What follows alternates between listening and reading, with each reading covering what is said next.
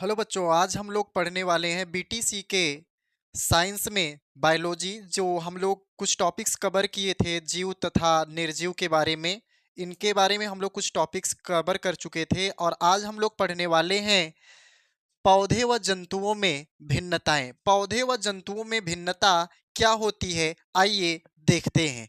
तो यहाँ पे देखिए, पौधे जंतु, यहाँ पे मैंने आपको बताया कि पौधे और जंतु क्या होते हैं। तो यहाँ पे जो पौधे होते हैं ये अपना भोजन स्वयं बनाते हैं। पौधे जो होते हैं अपना भोजन स्वयं बनाते हैं, लेकिन जो जंतु होते हैं ये अपना भोजन स्वयं नहीं बनाते हैं। ये अन्य जीवों पर निर्भर होते हैं। क्या होते हैं? अन्य जीवों पर निर्भर होते हैं। तो यहाँ पे ये जो अपना भोजन बना रहे हैं स्वयं, तो स्वयं अपना भोजन कैसे बना रहे हैं? क्योंकि इसमें कुछ न कुछ पाया जा रहा है। क्या पाया जाता है? हरित लवक पाया जाता है।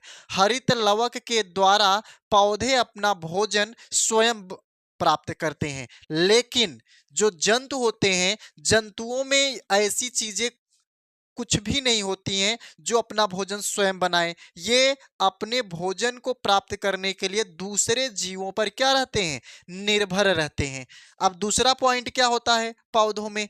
ये ऑक्सीजन को छोड़ते हैं। ये ऑक्सीजन को छोड़ते हैं, परंतु जंतु जो होते हैं ये ऑक्सीजन को ग्रहण करते हैं। ठीक ना? पौधे जो होते हैं ऑक्सीजन को क्या कर रहे हैं? ऑक्सीजन को छोड़ रहे हैं, लेकिन ये जो जंतु होते हैं ये ऑक्सीजन को ग्रहण करते हैं। पौधे में इनमें प्रकाश संश्लेषण की क्रिया होती है। जो पौधा होता है, पौधा क्या करता है? प्रकाश संश्लेषण की क्रिया करता है, परंतु इनमें प्रकाश संश्लेषण की क्रिया नहीं होती है। जंतुओं में क्या नहीं होता है? प्रकाश संश्लेषण की क्रिया नहीं होती है। अब नेक्स्ट आपका है, ये एक स्थान पर स्थिर रहते हैं। जैसे प्लांट जो होता है, जो पौधा होता है, वह एक ही स्थान पर क्या होता है? स्थिर रहता है। सिर्फ वह क्या करता है? विकास करता रहता है। लेकिन ये एक स्थान से दूसरे स्थान पर गति करते हैं। जो जंतु होते हैं वे आज यहाँ पे हैं, कुछ समय के बाद देखेंगे दूसरी जगह पे, या कुछ समय के बाद देखेंगे फिर दूसरी जगह पे। मतलब ये कंटिन्यू डे बाय डे और टाइम टू टाइम ये क्या करते रहते हैं? गति करते रहते हैं।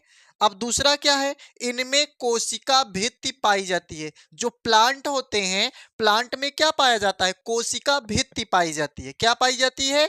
कोशिका भित्ति पाई जाती है। और ये कोशिका भित्ति कैसी होती है? निर्जीव होता है। इनमें कोशिका भित्ति नहीं पाई जाती है। जंतुओं में कोशिका भित्ति नहीं पाई जाती है। जंतुओं में क्या पाया जाता है? कोशिका झिल्ली पाई जाती है। ठीक है?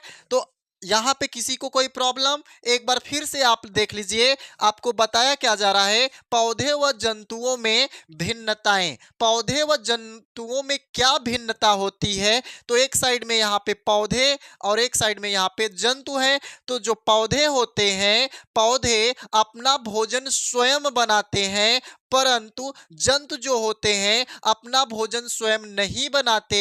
ये अन्य जीवों पर क्या होते हैं? निर्भर होते हैं। पौधे, दूसरा पॉइंट जो होता है, पौधे जो होते हैं ऑक्सीजन को छोड़ते हैं। पौधे क्या होते हैं? ऑक्सीजन को छोड़ते हैं, परंतु जंतु जो होते हैं ऑक्सीजन को ग्रहण करते हैं।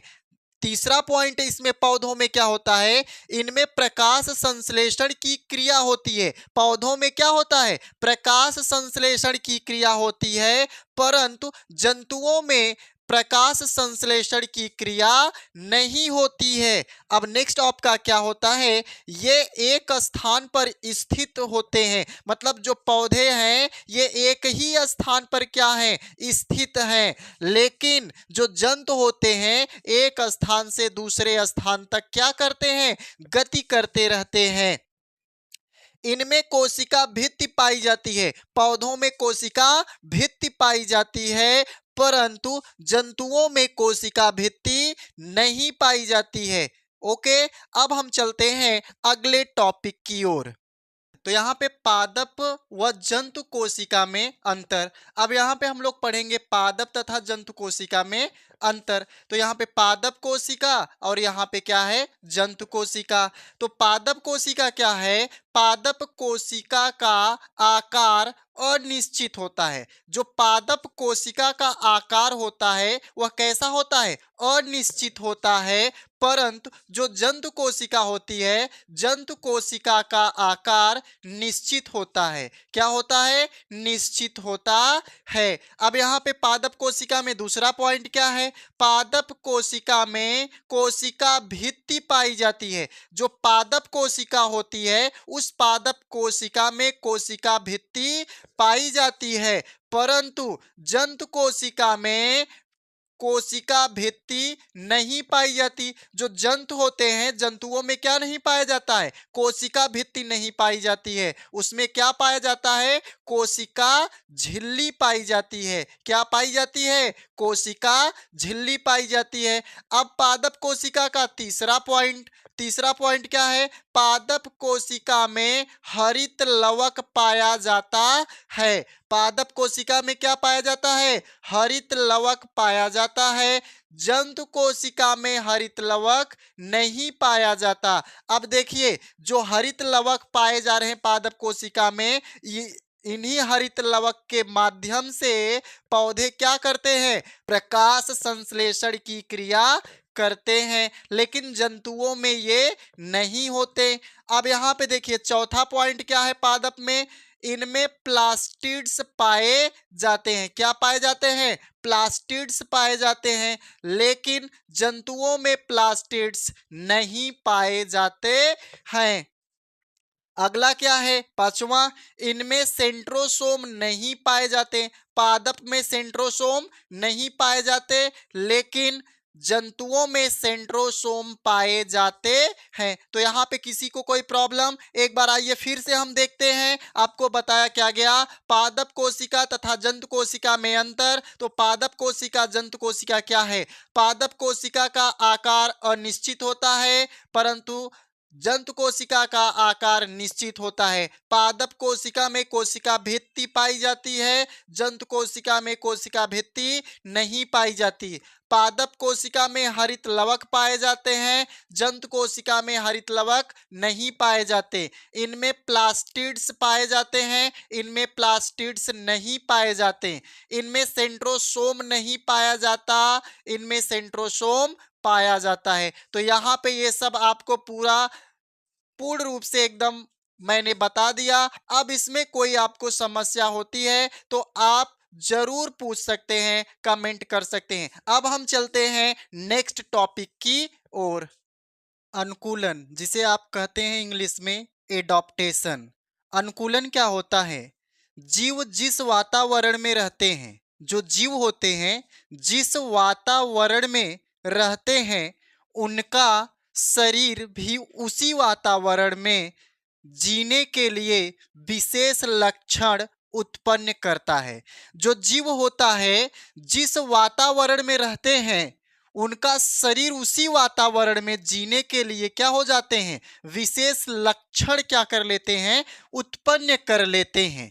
यह विशेष लक्षण उनके रंग, रूप, आकार, संरचना एवं स्वभाव में होते हैं। उसे ही क्या कहा जाता है, अनुकूलन कहते हैं। अनुकूलन जो होता है 3 प्रकार के होते हैं। जो अनुकूलन होते हैं कितने प्रकार के होते हैं, 3 प्रकार के होते हैं। सबसे पहला जलीय अनुकूलन, वायुवीय अनुकूलन और स्थलीय अनुकूलन होता है। तो यहाँ पे देखिए सबसे पहला हम पढ़ेंगे जलीय अनुकूलन होता है। ये क्या होता है, आइए इसके बारे में देखते हैं। जलीय अनुकूलन जो होता है, जलीय वातावरण में रहने वाले जीवों के शरीर पर जलरोधी सल्क पाए जाते हैं। जो जल में रहने वाले जो जीव होते हैं, उनके शरीर पर जलरोधी सल्क पाए जाते हैं। जैसे आप मछली देखे हो, मछली के ऊपर सल्क पाई जाती है, जो चमकती हुई आपको दिखाई पड़ती होगी ना, उसी को सल्क कहते हैं। इनमें श्वसन के लिए, जो जीव जल में रहते हैं उनमें श्वसन के लिए एक विशेष संरचना पाई जाती है जिसे गलफड़े कहते हैं, इंग्लिश में गिल्स कहा जाता है।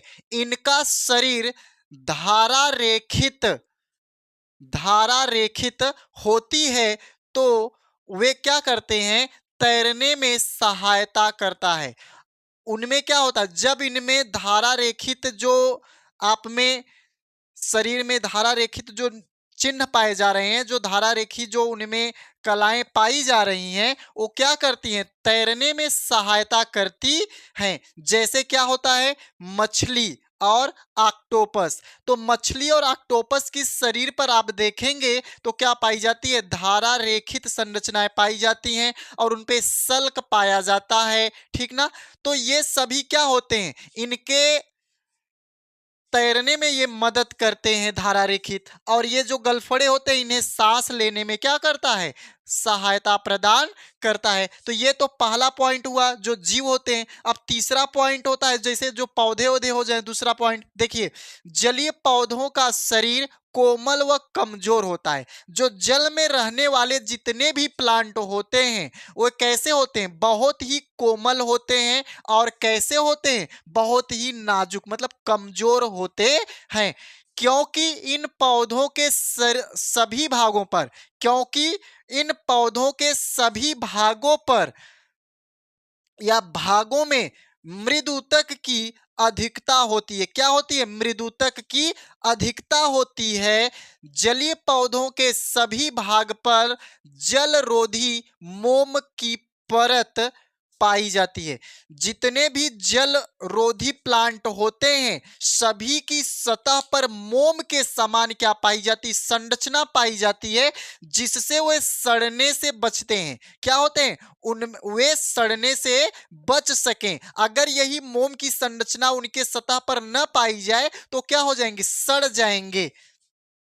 इनकी पत्ती जो होती है, इनकी जो पत्तियां होती हैं वो पतली होती हैं, बहुत ही पतली होती हैं और कटी फटी होती हैं। जैसे सिंघाड़ा, कुमुदनी, हाइड्रीला, जलकुंभी आदि। ये सब कैसे हैं, ये सभी जितने भी हैं इनकी सतह पर मोम के समान संरचना पाई जाती है। आइए एक बार फिर से हम देखते हैं। आपको बताया क्या जा रहा है, अनुकूलन।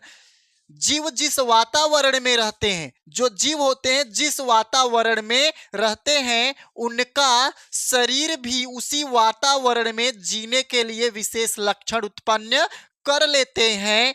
यह विशेष लक्षण उनके रंग, रूप, आकार, संरचना एवं स्वभाव में होते हैं, जिन्हें क्या कहते हैं, जिन्हें अनुकूलन कहते हैं। अनुकूलन को तीन भागों में बांटा गया है। अनुकूलन के तीन प्रकार होते हैं, जलीय अनुकूलन, वायवीय अनुकूलन, स्थलीय अनुकूलन। जलीय अनुकूलन क्या होता है, जो जलीय अनुकूलन होते हैं, जलीय वातावरण में रहने वाले जीवों के शरीर पर जलरोधी सल्क पाए जाते हैं। जो जल में रहने वाले जो जीव होते हैं उनके शरीर पर जलरोधी सल्क पाए जाते हैं।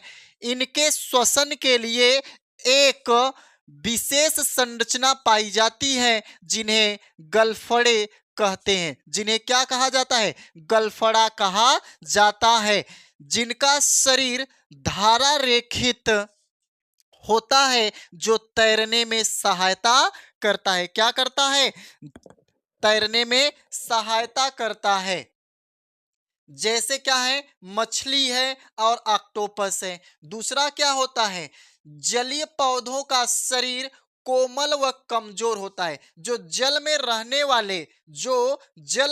वाले जो पौधे होते हैं वो कैसे होते हैं, कोमल और कमजोर होते हैं। क्योंकि इन पौधों के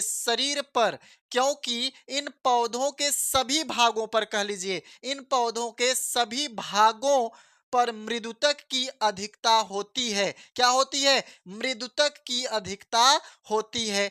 जलीय पौधों के सभी भाग पर जलरोधी मोम की परत पाई जाती है। जो जल में रहने वाले जो प्लांट्स होते हैं, उनके शरीर पर क्या पाया जाता है? उनके शरीर पर जलरोधी मोम की परत पाई जाती है, जिससे वे सड़ने से क्या होते हैं? बचते हैं, जिन्हें सड़ने से बचाया जा सकता है। इनकी पत्तियां पतली व कटी-फटी होती हैं। इन्हें इनमें रंध्र का अभाव होता है और जो जल में रहने वाले जो प्लांट होते हैं, उनमें रंध्र का क्या होता है? अभाव होता है। जैसे कौन-कौन से प्लांट्स होते हैं? सिंघाड़ा, कुमुदनी, हाइड्रिला और जलकुंभी। तो यहाँ पे किसी को प्रॉब्लम? तो ये टॉपिक यहीं पे आज हम खत्म करते हैं। अगर आपको कोई भी समस्या होती है, तो आप कमेंट कर सकते हैं। ओके?